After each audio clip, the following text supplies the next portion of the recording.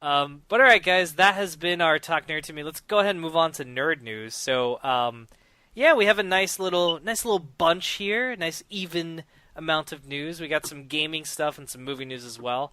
Adnan, would you mind if I took the first one? Yep, All go right. ahead. Awesome, because I wrote this article, which you can find on gamerheadlines.com.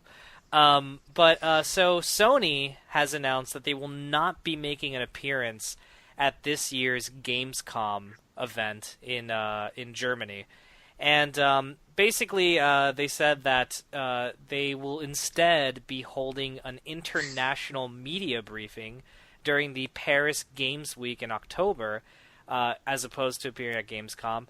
And this is actually the first time that Sony has not appeared at a Gamescom event since the whole event started back in 2009. So it's kind of a big deal. But Sony Computer Entertainment Europe actually made a statement, kind of giving more of an understanding why they're doing this. And this is what they had to say. We're delighted to announce that we will be hosting an international media briefing at Paris Games Week on the 27th of October. With the changes this year of E3 taking place a week later and Gamescom taking place earlier, we feel that both PlayStation and the wider industry would benefit from a major news milestone later in the year during the most important period for gaming. We are excited about our plans and look forward to sharing some exciting announcements. We will share more information closer to the time. Of course, the next event that they're going to do is E3, which is next month, and that's going to be exciting. And I'm sure they're still going to appear at Tokyo Game Show, and I think they've even mentioned PlayStation Experience is going to happen again. So, very interesting news, dude. I mean, this is kind of close to home, Adnan. I mean, what's your take on all this? On them not... Because, dude, PT was announced at Gamescom last year. So, it's a big event, you know? Yeah.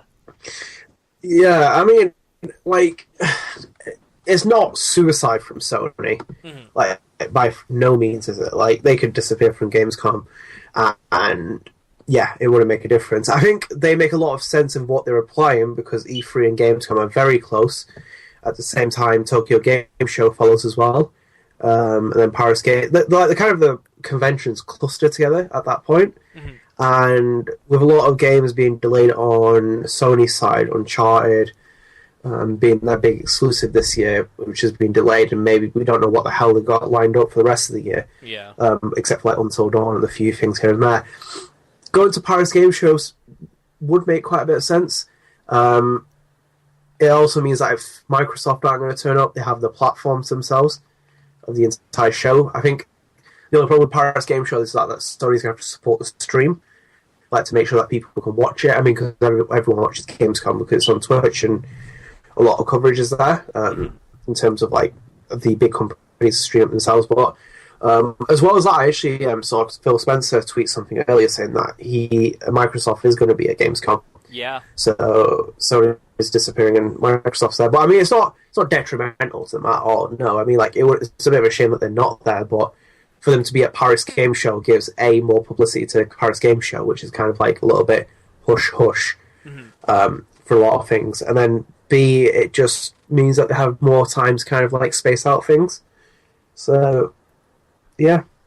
Yeah, I agree, dude. It's but that's an interesting point you made, by the way. I didn't think is that since Paris Games Week is not as I mean, to be quite honest, dude, this is the first time I've ever heard of it. I mean, I'm not really familiar with them at all. So, they will probably, if they want to stream the event, which I would if I was the company, they would have to do that by themselves, and but I mean, it makes sense from a certain point of view. I think it's just more of a bummer since their presence in Gamescom has always been very high. I mean, they're, Sony Computer Entertainment Europe has always really tried to put on a good show at every Gamescom. I mean, like I mentioned earlier, last year they revealed PT in one of the coolest ways a game has ever been revealed. Like, we didn't even know it was Silent Hills at the time.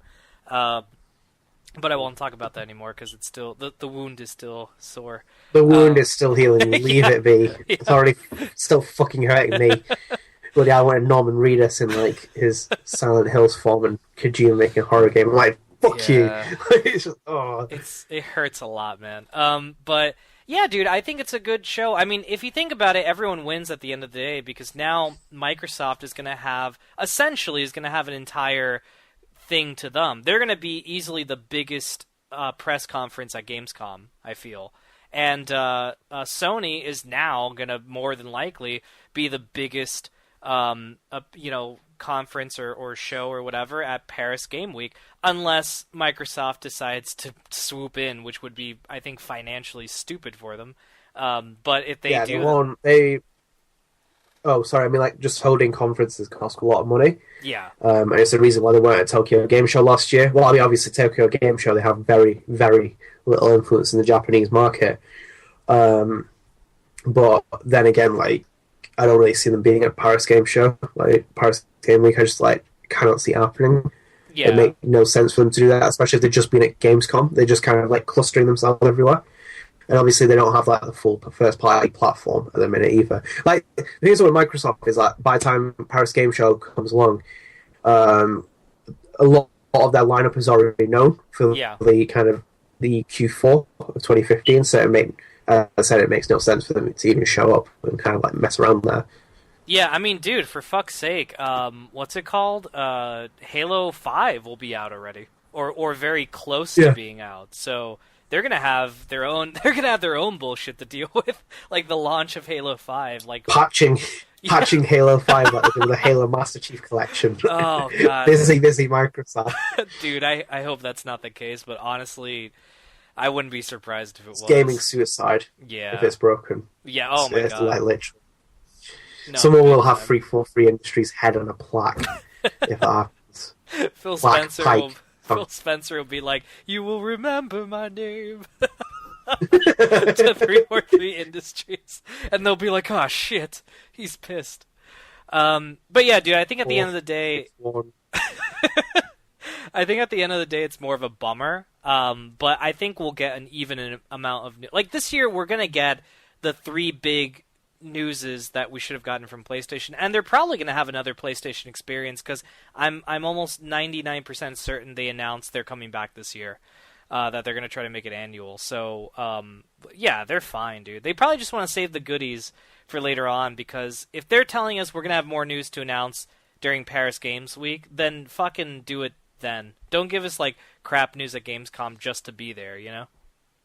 Yeah, I mean, like, it's more the system as well. Like, Nintendo doesn't give a shit about fucking game conventions anymore. Mm-hmm. They just use Direct. And Direct makes a lot of sense because people who don't care about Nintendo watch Nintendo Direct. Right. Which is the irony of that kind of comment. Like, everyone watches it.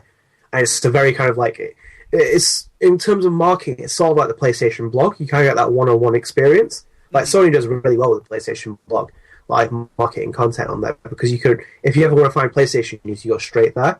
And you can find out what's coming to PlayStation, what's going out, what the PlayStation Plus announcements are, etc., etc. And like in terms of conventions, you don't really need to go to all of them to make a kind of name. Right.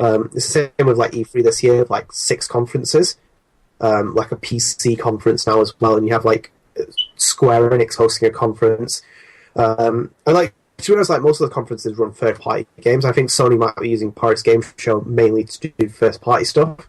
Mm-hmm. It would make a lot of sense. Yeah, I agree. Do you know what I just thought of as well? David Cage might be there. It's in Paris. The cage has been rattled. That's the hashtag that's going to start. Rattling the cage. 6 days to go. Dude, that would blow my mind if he came out and unveiled what PS4 game they're working on.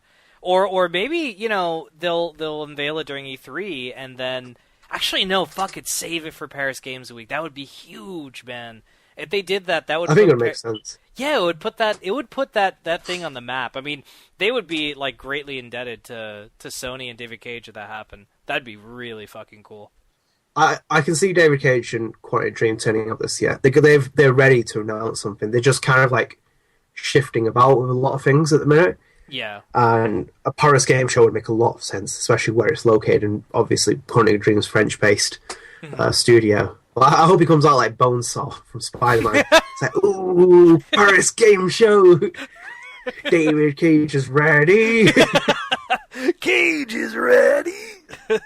That's awesome. They just see like Shuyi Shida in his Spider-Man outfit, and he's like, oh, fuck. Hey, "Hey, freak show, come here! I'm gonna show you Beyond Three Souls." Like, why are you talking like that, David Cage? Oh god. But yeah, very interesting news though. Really kind of surprising, but at the same time makes a lot of sense from Sony's perspective of what they're doing. Oh yeah, absolutely. But dude, do you want to take the next piece? Yes, I'll take it. It's fucking disgusting, this news. But yeah, so following up on last week's episode, which we talked about this kind of like outline because we had no idea. So Rocksteady came out with a bit more details now. Rocksteady and Warner Bros. Came out with more details on the season, the ludicrous season pass for Arkham Knight. So obviously we told you that there's 6 months worth of content being released, all kinds of stuff, but they kind of actually give details on what it is. So I'll run through the quick points of it. Batgirl, so an all-new prequel story expansion, an entirely new location where you play as Batgirl for the very first time in the Arkham series. And there's a rendered picture of Batgirl, which you can check out on their Facebook page. The Season of Infamy, which is play as Batman in all new story missions featuring legendary supervillains invading Gotham with new story arcs, missions, gameplay features. There's also Gotham City Stories, play as Batman. Hey, Gotham City Stories, reminds me of Snake Tales, but that was ridiculous. But anyway, play as Batman's key allies in narrative missions, expanding their storylines from both before and after the events in Arkham Knight. Then there's legendary Batmobiles with themed tracks, which includes Batman's 75-year history. They just have various things. Challenge maps, which no one cares about, and character skins to finish it off, which includes skins for Batman, Robin, Nightwing, and Catwoman. And they also dropped a trailer, I think, last week as well for Batman, Arkham Knight, where it shows that you can kind of switch in and switch out of characters. Which is, I can't wait to see how that works. That's going to be really cool. It's a bit ludicrous. I mean, these characters just turn out of nowhere. It's like, Batman and Robin, I need you. Just randomly turns up, you can play as Robin. I'm here, Batman. As voiced by, what's this guy's name? Troy Baker. Oh, God. Troy Baker. No, dude, I really think Can you say that? He is Robin, I think. Oh, does he? I think he is, man. Please don't. Right, keep talking whilst I check this up. I mean, he was Robin in Arkham City, for sure, because I remember I heard his voice. I'm like, that's Troy Baker. But yeah, dude, you know... Everyone's Troy Baker. I just think everyone's Troy Baker. Batman is Troy Baker. They just hire actors to make it look like it's a big cast. It's just Troy Baker alone in a room. Troy Baker is Tim Drake, Robin, Harvey Dent, Two-Face, and the Arkham Knight. Oh my God. He's the Arkham Knight also? He is the Arkham Knight as well. He's the title character. That is crazy. Wow. Well, technically, what was it called? Scarecrow's meant to be the title character, but... That's fucking bizarre, man. Holy shit. Well, there you have it, folks. He's taking over. It's getting to the point where... It's getting to the point where Troy Baker doesn't want to play one role in a game anymore. He's playing 2 or 3. He's always... fucking great. I mean, it's not uncommon for them to do that in voice-over roles. They want to get the most they can out of a voice actor, but that's just really funny, man. How... Jesus Christ. Well, I mean, dude, I'm going to be honest with you. I know I told you this, and you almost took out the rod to beat me with it, but dude, okay, when they first announced the season pass, and we talked about it last week, I scoffed at it. I'm like, fuck that. I'm not gonna, who the hell cares, you know? Because it just seemed stupid. It seemed like the Mortal Kombat thing all over again. Same mistakes, except it's more expensive. But dude, honestly, man, I mean, with the, all the story expansions intrigue me, every single one of them. The Batgirl one, the Season of Infamy, the Gotham City Stories. And I'm not gonna lie, the Batmobiles with because what they're saying with the Batmobile and the theme tracks is that basically you'll be able to race as all the different Batmobiles. So you could be the Tumbler from Batman Begins or the Tim Burton love the Tumbler. Yeah, and each Gotham will look like the Gotham from that era. So you could theoretically be in Adam West's Batmobile car going through a 1960s Gotham. So, I mean, I want to know more information, but I mean, if it's cheaper to get everything separately, I'll get everything separately because I'm really intrigued with this. But Honestly, man, I mean, $40 might, at the end of the day, be a bargain for all this. So I'm kind of intrigued with it. But to be quite frank, I can't afford it. Like, I can't afford next month to Yeah. buy Arkham Knight and get the season pass. I don't have $100 to spend on gaming right now. So it's either Arkham Knight, Isn't it? yeah, it's either Arkham Knight or I just get the season pass and I can't do jack shit with it. So I'm probably just gonna get the game, beat it, see how I feel, and take it from there. But I'm interested, man. I'm not gonna lie. It's I like the details they gave on it. Yeah, I mean, like, the details are finally rewarding, at least. Like, this Yeah. should be announced with the season pass to make more sense. Yeah. Is it $40? No. Like, nothing warrants $40 for a season pass unless it's a new fucking game, which you should be developing instead. Yeah. I'm intrigued by the first expansion pack because that kind of makes a lot of sense. At the same time, do you think that contains a bit of a spoiler about Arkham Knight? Because they're gonna have a prequel about Barbara's not Barbara. They're gonna have a story about Batgirl's origin story. Wouldn't Joker be featuring in it? Yeah, And then because wouldn't he technically be in the game then? Because they probably rendered his character and everything else. yeah, it would have to be set between Batman Origins, Arkham Origins, and Arkham Asylum because she's already Oracle in Arkham Asylum. So, but Yeah. she's Barbara. She's how she looks. She's young and she's walking on her two legs in what's it called, Arkham Origins. So it would have to be set way before Arkham Knight. So yeah, I mean that could be. I mean, it'd be funny if they just built the character model just for that. I highly doubt it. I mean, I don't know. A lot of people think Joker's in it. Yeah, it's it'll be probably in it's probably He'll gonna be be Troy off- Baker. He's going to be in it for flashbacks, but I mean, like, he's just Yeah. going to be in there. It's just going to be the most unsurprising twist on the planet. Yeah. Like, for example, character skins don't warrant anything. They should be like 99 cents. To be honest, they should be free, if anything. Character skins cost no money to make in any sense. Do you remember when you used to get those for cheat codes? Oh man, those are Pop in a cheat code, you used to get character skins. that was the days, man.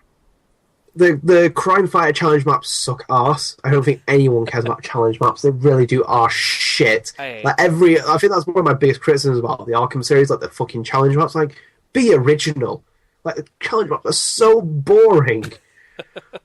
I mean, they are the legendary challenging, and they Batmobiles- are maps, but that's about it. Jeez, never would have thought that. The Batmobile idea is cool, but still not enough to sell me. The free story things are interesting, but mainly the first one I'm more excited about. But I really, if I could buy those three separately and warrant $20 like together for them, I'd probably buy those. That's it. I just don't really care about anything else. I mean, like, it's just $40 is not warranting it. As you say, it's going to cost you $80 to play this game, and then yet you don't know what the quality of the game is. Yeah. And also Warner Bros. And microtransactions in the game. I put you money that microtransactions come into the effect. Do you know what that trailer showed how you can switch between characters? I bet you get tokens for that, That I hope just like not. Mortal Kombat. Put my It's- money that it's token system, and I bet you can pay for more. I mean, if they do that, they're really committing suicide. Because then that's just silly. I thought it was maybe game centric, like you needed to switch, or something like that. Yeah, I can't. I'm definitely putting money in microtransactions, something along those lines. Yeah. But still, $40 is not warranting this for the reveal in the season pass. I really don't think it's that brilliant. The first one's the most interesting thing. Yeah. No, I totally hear you on that. I don't know. I'll keep my mind, kind of like on the prize, so to say. I mean, and another thing, like, we didn't really talk about this too much, but the Batgirl, rendering or whatever, she's actually not that bad looking. I mean, it's not. I kind of prefer the Batgirl that got recently designed in the comics. God, this is great. But I prefer the Batgirl in the comics a lot better, I think. But I think her rendering here is not too bad. Yeah, she kind of looks like Anne Hathaway. Oh my god, I creepy. totally see that. Yeah, I do see that. Yeah, it's kind of might with me. But, Rebecca. yeah, I don't like the design that much. Yeah, Rebecca saw it and she was like, ugh, she looks ugly. I'm like, really? She's like, yeah, it's such a bad design. I get why, because they basically put Batman's helmet on her and just said fuck it. I was saying earlier that I think the suit looks better in the new suit from the comics. I think looks better, to be honest. The recent redesign they had, where it's like a jacket or something, it's really cool looking. Yeah, he needs to keep it distinct from Batman. Like, he doesn't want to put bloke's helmet on her and then kind of like get along with it. They're like, deal with it. That's it. Deal with it. That's it. Well, it's. I mean, if you want to waste your money and fry at one, bro, do it. I mean, first of all, play the game before you even. Or if the worst part is if you're deluded enough to buy the season pass before playing the game, then I have no sympathy for you at all.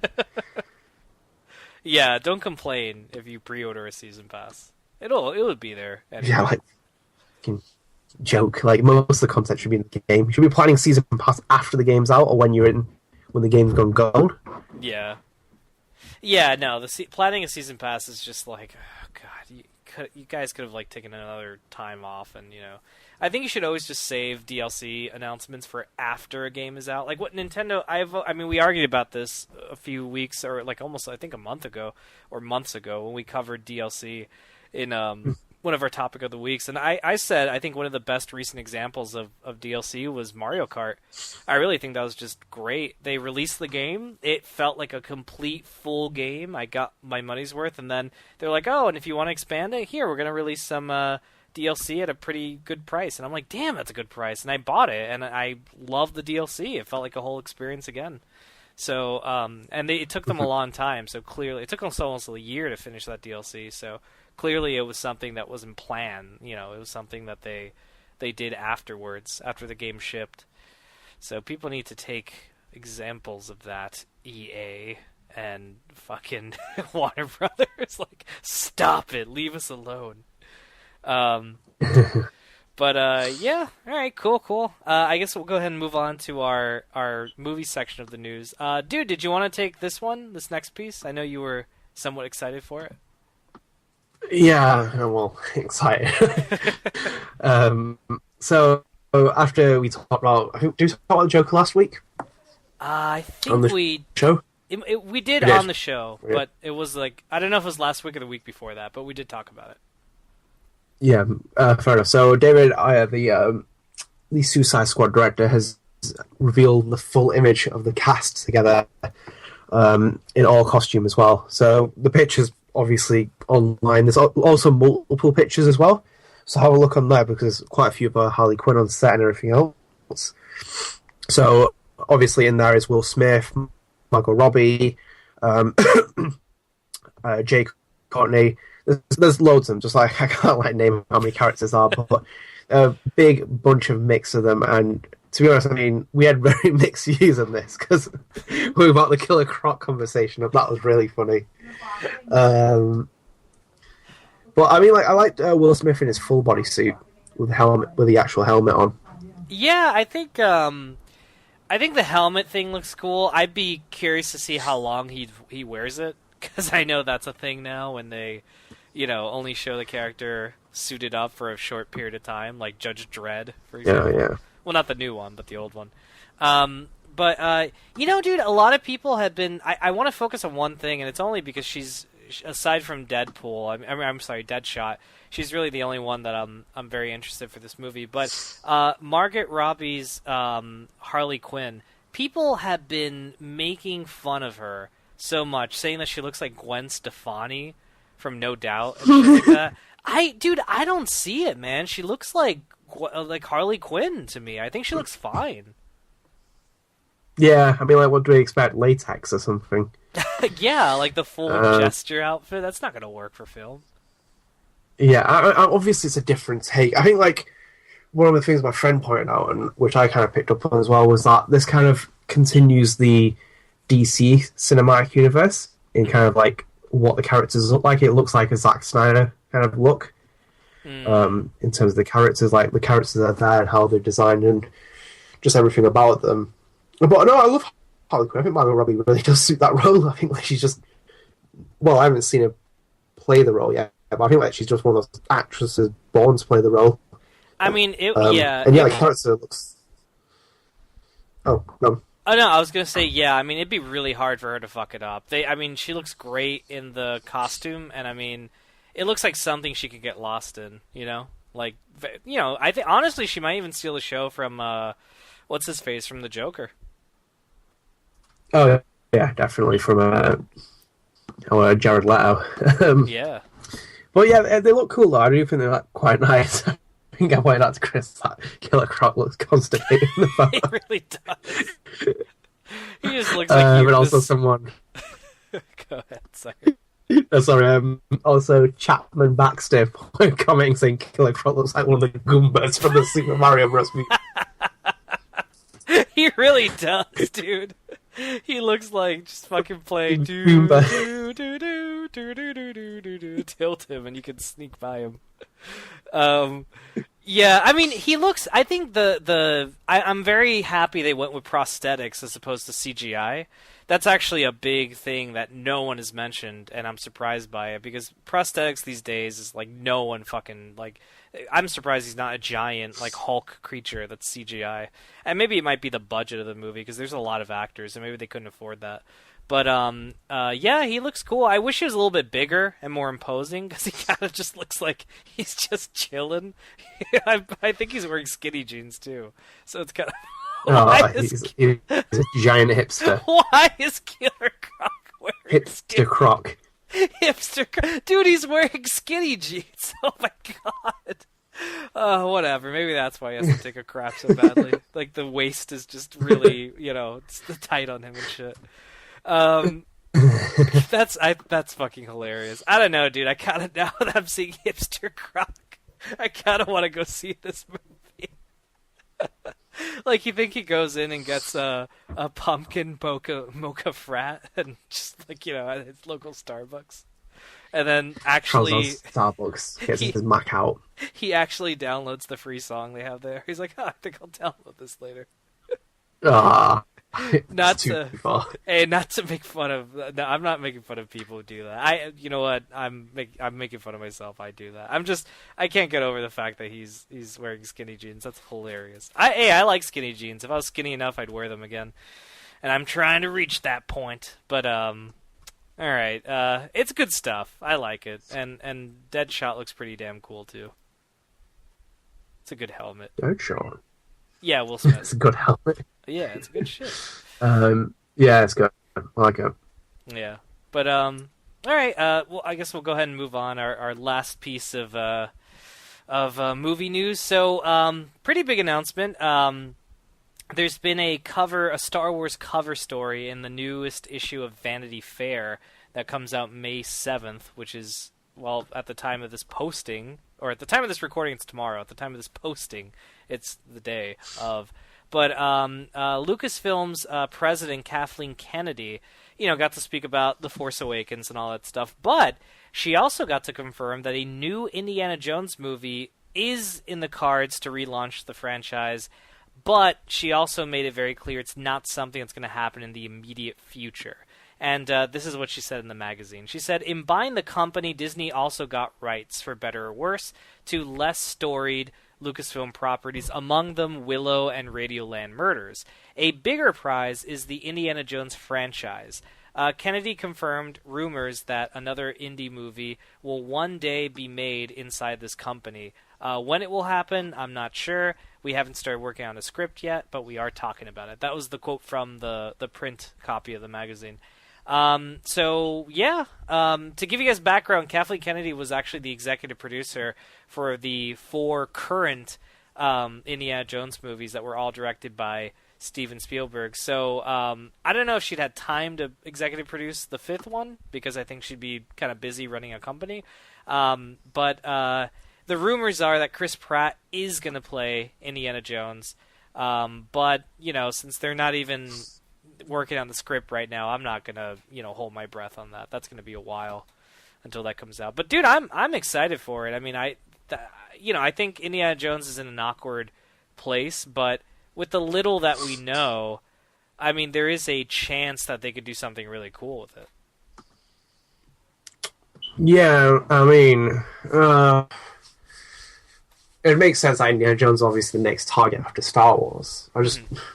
I don't want to see another Indiana Jones. Like, I mean, 4 really wasn't that good, and it's just one of those things that, like, in my mind, Harrison Ford is Indiana Jones, always will be Indiana Jones. I don't care if it's Chris Pratt or like Chris Rock or any other person, any other Chris you can find on the planet, even Chris Cortez. They'll never be Indiana Jones. Like, it's hard to do Indiana Jones, especially because like that universe is so. For its time, it was excellent what Spielberg and Lucas were doing. Mm-hmm. And I think that's why the 80s movies and leading up to, well, Raiders to The Last Crusade was so excellent for, because it really did hit that, you know, the Saturday Night Western that Lucas was looking for. But, like, what would you do it now in 20? You'd have to really spin it. I mean, really, really spin it to the point where it's just like Indiana Jones with a different, like, interior, with, like, all the stuff that you're going to change in there. I just went into full circle there with what I say. What I'm trying to say is that I'm not really hugely sold on it. Mm-hmm. The idea, obviously, Chris Pratt is going to be the casting. It's just it's a given. Like, he's in Jurassic World, which is a huge blockbuster movie, and they're obviously going to get him in for this. I don't know. Like, where would you go? What would you do? Yeah, I think just Spielberg say he wants to direct it. Yeah, there was a rumor that he said he would love to direct Chris Pratt as Indiana Jones. I mean, I was kind of, while you were talking, I was looking at some of the comments as well on this article that we got this news from, and some people had some really good ideas. They're saying, well, maybe you could have the whole cake and eat it too. Maybe have Ford appear as older Indy, and then you flash back to the 1930s, and you could have Chris Pratt as Indy. So then you can keep that really cool, because I think a lot of people really didn't enjoy the 1950s time frame of Kingdom of the Crystal Skull. So, to have Ford in it, in the present day, well, for him, present day, like 1960s or something like that, but then also be able to flash back to the 30s, that'd be really cool. I think that'd be interesting. Yeah. They have to really kind of be careful where they're going to jump in history. I think it would make most sense to be that Chris Pratt is just one of his students, and he becomes the next Indiana Jones. Because it would obviously make more sense because of the fact that, like, all the students are crazy, all the female students are crazy about him. Yeah. And there's always that great shot when he's in the classroom with them, and like most of them look bored and everything. It'd really kind of be good if they hit that. I mean, one thing it's better that Shia LaBeouf's not near this film because, like, what the hell? Like, when it was season, like, he'd be like the next Indiana Jones. I was like, Jesus Christ! Like, like, they're really scraping the bottom of the barrel. Yeah, very much scraping the barrel. Like, you can only get so much out of it as well. I think he was fine as Mutt Williams. I wouldn't want to see him as Indy anytime soon. I think Pratt is just a more capable. He really, I mean, the man is in great shape, and on top of that, he has proven he could play the hero of charisma. Guardians was a great first example, and Jurassic World looks like it's going to be another. I mean, I'll have to wait and see, but I think it's possible he could knock it both out. So to give him, Indiana, that would just be, that'd be great for him, and plus for us as viewers of entertainment. I mean, if they don't cast him, they better get Harrison Ford, and they better do something interesting with it, because it'd be crazy. Yeah. But it's so early. As long as they bring back Club Obi-Wan, I'll be happy. When it goes Club Obi-Wan. Yeah, he has to go back there. But yeah, dude, it's gonna be a while anyway, so we're fine. I mean, they're honestly, I don't see anything popping out of this until like after the Star Wars sequel trilogy is done. So it's gonna be a while until we get anything newsworthy. But it's cool. I'm glad they confirmed it, though. I'm glad they're like, look, we know we own it. Don't worry. We're not going to be idiots. Interesting that they mentioned Radioland Murders and Willow as well. That'd be kind of funny if they brought that back. Yeah, definitely. I agree with that. Yeah.